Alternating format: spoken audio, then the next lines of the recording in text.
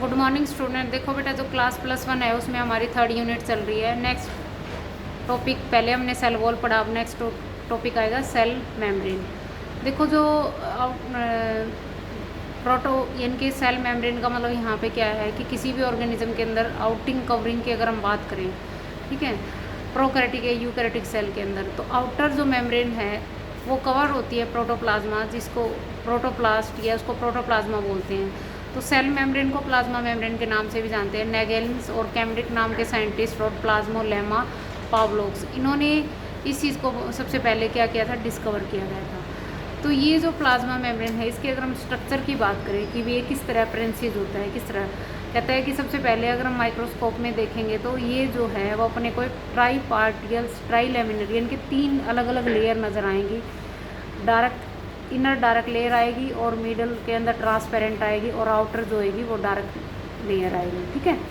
अब इसका molecular organisation, अब अलग अलग साइंटिस्ट ने इसको क्या, इसके जो स्ट्रक्चर के बारे में देखा गया है कि भाई इसका स्ट्रक्चर जो है वो किस तरह का है, ठीक है। तो ये कहता है कि जो सेल मेम्ब्रेन है, एक तो लिपिड से मिलकर बनी हुई है, to form a bi lipid membrane. दूसरा कहता है कि ये बाई लेयर्ड, मतलब अलग अलग साइंटिस्ट ने इसको बताया। किसी ने जैसे सैंडविच का मॉडल नाम दिया गया, डेविल डेंसन नाम के साइंटिस्ट रॉबर्टसन ने इसको यूनिट मेम्ब्रेन का नाम दिया गया था, ठीक है। उसके बाद यहाँ पे एक JS सिंगर और निकोलसन जो आए थे, उसने इसको फ्लूइड मोजाइक मॉडल दिया गया।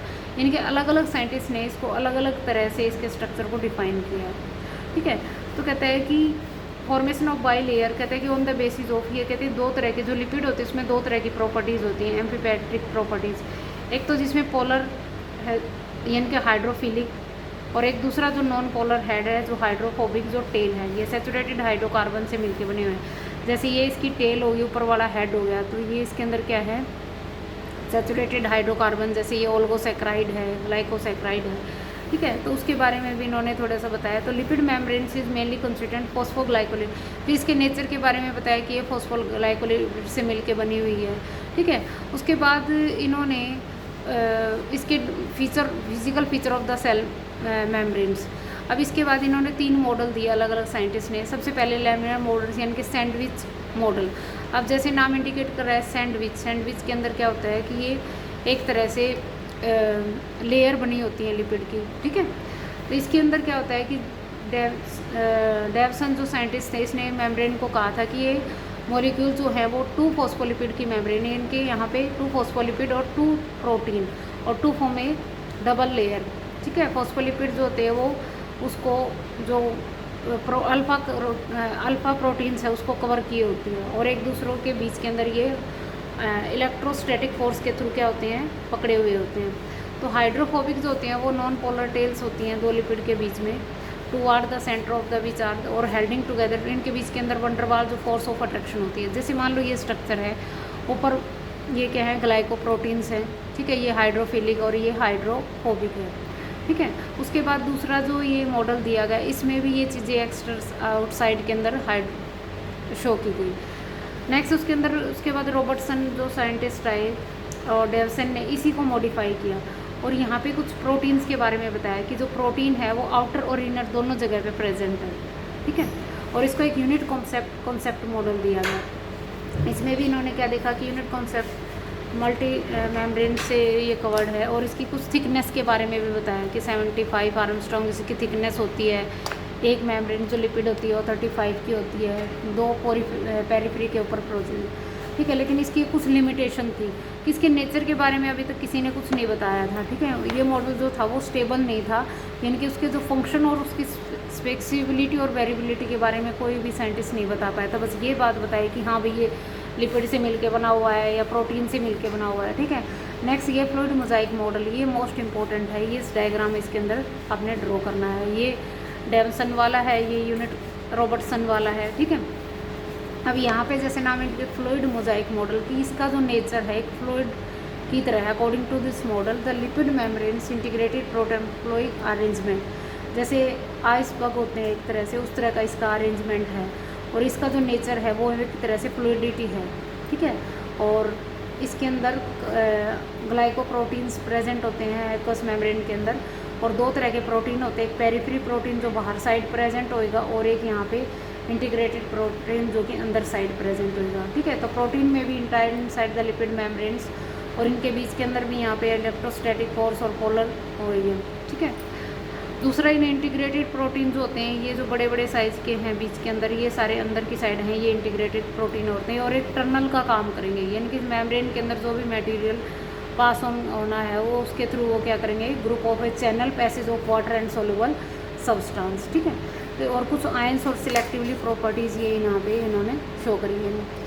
उसके बाद इन्होंने बताया कि कुछ स्पेशल प्रोटीन होते हैं जो पेनिमरेज का काम करेंगे, यानी कि डिफ्यूजन प्रोसेस के थ्रू वो अंदर लेके जाएंगे। कुछ कैरियर प्रोटीन होते हैं, ठीक है।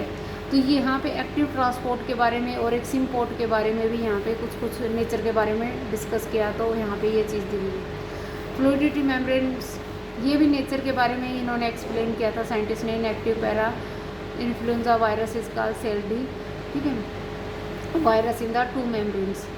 इसमें जैसे वैसे ये उसके बाद इसकी मॉडिफिकेशन आ जाएगी। मॉडिफिकेशन में ये सेल मेम्ब्रेन्स और डिफरेंट टाइप की मॉडिफिकेशन। सबसे पहले माइक्रोविलियाइज। माइक्रोविलियाइज क्या होते हैं, जैसे स्मॉल इंटेस्टाइन में फिंगर लाइक प्रोजेक्शन होती है ना, वो तो विलीज होती हैं, ठीक है। वैसे इंटेस्टाइन्स में उन्हीं को हम क्या बोलते हैं, वो in large in Hanks mesophyll cells, और यूरोजेनाइटल ट्यूब में इंटेस्टिशियल सेल के अंदर इन फोल्डिंग होती हैं फिंगर लाइक प्रोजेक्शन, जो कि 2000 से लेकर 3000 तक की होती हैं। और ये माइक्रोविलाई, इनका मेन काम होता है, अब यहाँ पे एक्टिन और मायोसिन, ये एक तरह के प्रोटीन होते हैं जो कि हमारी मसल में मिलते हैं, तो ये इंक्रीज करते हैं सरफेस एरिया को, यानी कि ये प्लाज्मा मेम्ब्रेन सेल मेम्ब्रेन की ही मॉडिफिकेशन है माइक्रोविलाई। नेक्स्ट यहाँ पे लोमोसोम्स, ये भी इन फोल्डिंग होती हैं, ठीक है, जैसे डेस्मोसोम्स, टाइट जंक्शन, ये भी इन तरह की फोल्डिंग होती है। फंगल सेल वॉल के अंदर इसको मिलेगी, इसका फंक्शन अभी तक एग्जैक्ट अपने को पता नहीं है। नेक्स्ट शीट का मतलब यहाँ पे ये जो कवरिंग होती है sheet, the plasma membranes continuous cilia and flagella के ऊपर एक शीट कवर करती है। नेक्स्ट पोर की अगर हम बात करें तो इन फोल्डिंग जो एंडोप्लाज्मिक रेटिकुलम, उसमें कुछ पोर्स बने होते हैं। नेक्स्ट इसके अंदर इंट्रासेलुलर जंक्शन की बात करेंगे। These are contact with adjusting membranes, to इनके बीच के अंदर जंक्शन होते हैं। नेक्स्ट इंटरडेसिगेशंस, ये भी मेम्ब्रेन के अंदर फिंगर लाइक जो फोल्डिंग्स होती हैं, जैसे ये जंक्शन बने होते हैं इंट्रासेलुलर स्पेस के अंदर, ठीक है। इंट्रासेलुलर ब्रीज, यानी कि दो प्रोजेक्शन ऑफ दो making with A toward the another stimuli conduct करेंगे। टाइट जंक्शन, जैसे ये बीच के अंदर थोड़ा सा दिखा रखा है टाइट जंक्शन, ये क्लोजली टुगेदर होते हैं, ठीक है। एनिमल सेल के अंदर एक दूसरे के साथ बिल्कुल साथ साथ कवर्ड होते हैं, ठीक है।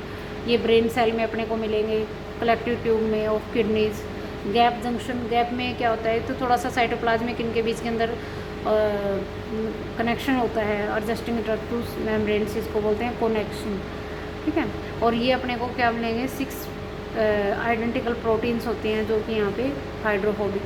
उसके बाद डेस्मोसोम्स, जैसे ये दिख रही है उसके ऊपर थोड़े से hair like structure. Number of tonofibrils membranes in linker with the desmosome के साथ ये थोड़ा कुछ स्पोर्ट वेल्डिंग्स होती हैं एडजस्टिंग द एपिथेलिया डिस्टेंस। उसके बाद टर्मिनल बार्स या जोना एडेसिव, ये भी विदाउट एंड फोल्डिंग होते हैं, तो जो थिकनेस होती है उसको बोलेंगे।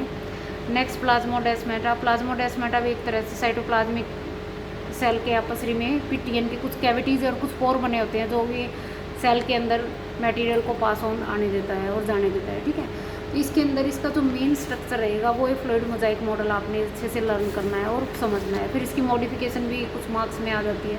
नेक्स्ट इसके फंक्शन में वही बात है कि सेल मेम्ब्रेन के क्या क्या फंक्शन है। सबसे पहला फंक्शन वही परफॉर्म करती है, एक तो कंपार्टमेंट बने होते हैं, ठीक है, सेपरेशन होती है सेल एक्सटर्नल और मटेरियल के, ठीक है। फंक्शन ऑफ इंडिजिबिलिटी, दूसरा इसके अंदर सेल मेम्ब्रेन जो होती है वो इंजरी से उसको प्रोटेक्ट करती है। सेल मेम्ब्रेन मटेरियल को फ्लो ऑन करती है एक सेल से दूसरी सेल के अंदर, ठीक है। प्लाज्मा मेम्ब्रेन एडजस्टिंग सेल के अंदर टाइट जंक्शन बनाती है जो एक दूसरे के पास मतलब उनको रखती है।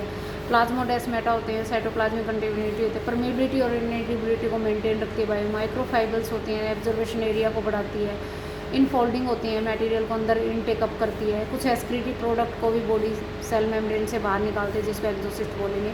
काफ़ी सारे इसमें एंजाइम प्रेजेंट होते हैं, एटीपीज एंजाइम, ठीक है। इसके अंदर कुछ ओलिगोसैकेराइड भी प्रेजेंट होते हैं जो कि रिकॉग्नाइज करते हैं मेम्ब्रेन के अंदर भी सेल्फ और नॉन सेल्फ इनकी। कुछ रिसेप्टर प्रेजेंट होते हैं, ठीक है।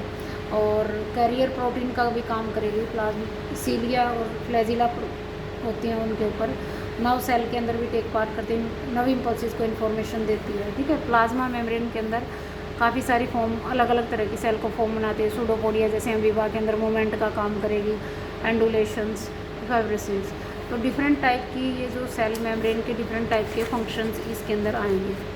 थैंक यू बच्चे।